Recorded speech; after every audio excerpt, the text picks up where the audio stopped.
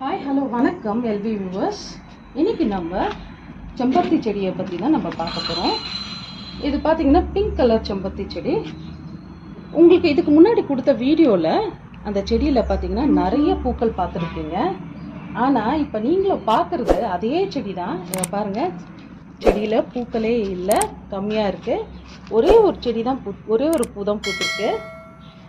இதுக்கு என்ன காரணம் அப்படின்னா, இந்த செடியோட பூக்கும் திறன் முடிஞ்சு போச்சு. இப்போ நம்ம என்ன பண்ணணும் அப்படின்னா, ட்ரிம் பண்ணி விடணும். யூஸ்வலாக இந்த ரோஸ் கலர் செம்பருத்தியில் ஒவ்வொரு இலைக்கு அப்புறம் ஒவ்வொரு மொட்டு வரும். பார்த்திங்கன்னா இந்த கிளையில் பாருங்கள், ஒரு மொட்டும் கூட இல்லை. இந்த மாதிரி மொட்டுக்கள் வரும். ஒவ்வொரு இலைக்கும் ஒவ்வொரு மொட்டுக்கள் வரும். ஆனால் இப்போ மொட்டுக்கள் பார்த்திங்கன்னா இந்த செடியில் எந்த மொட்டுக்களுமே கம்மியாகிடுச்சு. அதனால் இந்த செடியை நம்ம ட்ரிம் பண்ணி விட போகிறோம். ட்ரிம் பண்ணி விட்டுட்டு நம்ம உரம் கொடுக்க போகிறோம். அதுதான் இப்போ பண்ண போகிறோம். இந்த செடியை வாங்கி நான் 1 வருஷம் ஆகுது. இப்போ பார்த்தீங்கன்னா நான் இந்த 2 தடவை நான் ட்ரிம் பண்ணி விட்டுருப்பேன். முதல் தடவை நான் ட்ரிம் பண்ணும்போது இந்த இடத்துல ட்ரிம் பண்ணேன். இந்த இடத்துல அடுத்த முறை நான் ட்ரிம் பண்ணும்போது இந்த இடத்துல நான் ப்ரூனிங் பண்ணி விட்டுருப்பேன். இப்போ நான் 2 இலை விட்டுட்டு இந்த இடத்துல நான் ட்ரிம் பண்ண போகிறேன். ட்ரிம் பண்ணுறது எப்படி பண்ணணும்னா, யூனிஃபார்மாக பண்ணணும். இந்த மாதிரி ரவுண்ட் ஷேப்பில் வரணும் அப்படின்னா நம்ம யூனிஃபார்மாக கட் பண்ணி விடணும். அப்போ தான் இது ரொம்ப அழகாக ரவுண்டாக வரும். அதே மாதிரி ரொம்ப அதிகமாகவும் வளராது. ரொம்ப உயரமாக வளரக்கூடிய செடி இது. அது உயரமாக வளராது. அதுக்கு தகுந்த மாதிரி நம்ம ஷார்ட்டாக கட் பண்ணி விட்டு ரவுண்ட் ஷேப்பில் நம்ம கட் பண்ணி விட்டோம்னா தொட்டியில் பூக்கும்போது ரொம்ப அழகாக இருக்கும். நிறைய பூக்கள் பூக்கும். இதுதான் முக்கியமான ஒரு விஷயம். இப்போ நம்ம ட்ரிம் பண்ணி விட்டுடலாம். ட்ரிம் பண்ணி விட்டுட்டு நம்ம உரம் கொடுத்துடலாம்.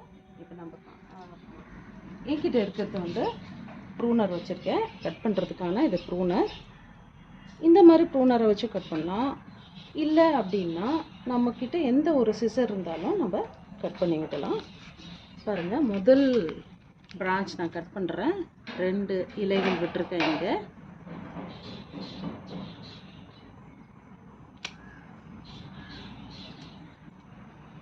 எங்கள் வீட்டுக்கு ஒரு முறை நர்சரியிலேருந்து ஒருத்தர் வந்திருந்தார். எங்கள் செடியை பார்த்துட்டு ரொம்ப அழகாக கட் பண்ணி ரொம்ப அழகாக மெயின்டைன் பண்ணிகிட்ருக்கீங்க, இவ்வளோ அழகாக ரவுண்டாக வளர்கிற மாதிரி ரொம்ப அழகாக மெயின்டைன் பண்ணுறீங்க அப்படின்னு சொல்லிட்டு போனார். அந்த மாதிரி நம்ம மெயின்டைன் பண்ணலாம் இந்த மாதிரி செடியை. அது மட்டும் இல்லாமல் இந்த செடி யூஸ்வலாகவே செம்பருத்தி தண்ணியை விரும்பக்கூடிய செடி. அதாவது வாட்டர் லவர்ஸ் இந்த செம்பருத்தி. நம்ம என்ன பண்ணலாம் அப்படின்னா, மழை வரும்போது நல்லா மழையிலேயே வைக்கலாம். ஆனால் முக்கியமான ஒரு விஷயம் என்ன அப்படின்னா, தொட்டியில் தண்ணி தேங்காதபடி பார்த்துக்கணும். தண்ணியே தேங்கக்கூடாது. முழுமையாக தண்ணி வெளியேறிடணும். அது ரொம்ப ரொம்ப முக்கியம். ஆனால் ரோஜா செடிக்கு பார்த்திங்கன்னா நிறைய தண்ணி தேங்கக்கூடாது, நிறைய தண்ணியும் தேவைப்படாது. ஆனால் செம்பருத்தி செடிக்கு நிறைய தண்ணி போட்டாலும் அது தொட்டியில் தேங்காதபடி நம்ம பார்த்துக்கணும். அதுதான் ரொம்ப இம்பார்ட்டண்ட்டு. இப்போ எல்லாமே நம்ம ஒரே யூனிஃபார்ம் சைஸில் நம்ம எல்லா பிரான்ச்சஸும் நம்ம கட் பண்ணி எடுத்துட்டோம். இப்போ நம்மளுக்கு இந்த செடி எப்படி வரும் அப்படின்னா, நான் வளர்ந்தப்போ மறுபடியும் உங்களுக்கு வீடியோ எடுத்து காமிக்கிறேன். இது பார்த்தீங்கன்னா இப்போ ரவுண்ட் ஷேப்பில் இருக்குது. ஒவ்வொரு கிளைகள்லையும் நிறைய பிரான்ச்சஸ் வைக்க ஸ்டார்ட் ஆகும். நிறைய பிரான்ச்சஸ் வச்சு ஒவ்வொரு இலைக்கும் ஒவ்வொரு பூ வைக்கும். ஸோ இதுதான் இந்த செம்பருத்தியோட ஸ்பெஷாலிட்டி. நீங்கள் வச்சிங்க அப்படின்னா, தொட்டியில் வச்சிங்க அப்படின்னா ரொம்ப அழகாக இருக்கும். நிறைய உங்களுக்கு பூஜைக்கும் நம்ம யூஸ் பண்ணிக்கலாம்.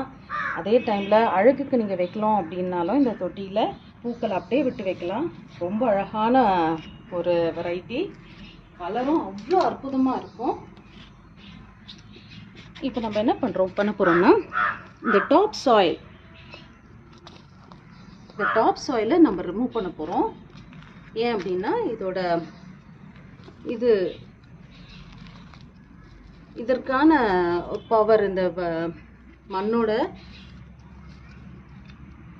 பவர்லாம் இது முடிஞ்சிட்ருக்கும். நம்ம என்ன பண்ணலான்னா, நான் ஒரு கைப்பிடி நல்ல காஞ்ச சாணம் எடுத்திருக்கேன், மாட்டுச்சாணம் எடுத்திருக்கேன்.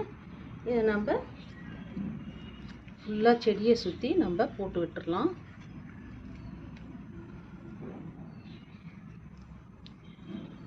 மண்ணை ஏன் ரிமூவ் பண்ணுறோம் அப்படின்னா, தொட்டி முழுமையாக மண் இருக்குது. அதுக்கு மேலே நம்ம இந்த சாணத்தை போட்டோம் அப்படின்னா வர்றது மழைக்காலம் அப்படின்றதுனால நம்ம போட்ட சாணம் எல்லாம் வெளியே அப்படியே வந்துடும். ஸோ அதனால் நம்ம ரிமூவ் பண்ணி விடுறோம்.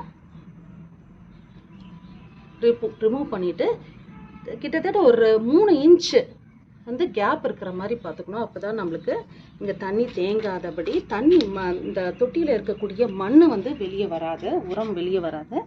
அதனால் இந்த மாதிரி நம்ம மெயின்டைன் பண்ணிக்கலாம்.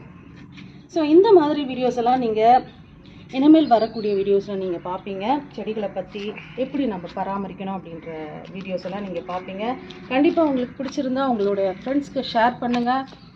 இந்த வீடியோ பிடிச்சிருந்தா லைக் பண்ணுங்கள். அண்ட் உங்களுக்கு பிடிச்சிருந்தா கண்டிப்பாக சப்ஸ்கிரைப் பண்ணுங்கள். தேங்க்யூ. Happy gardening.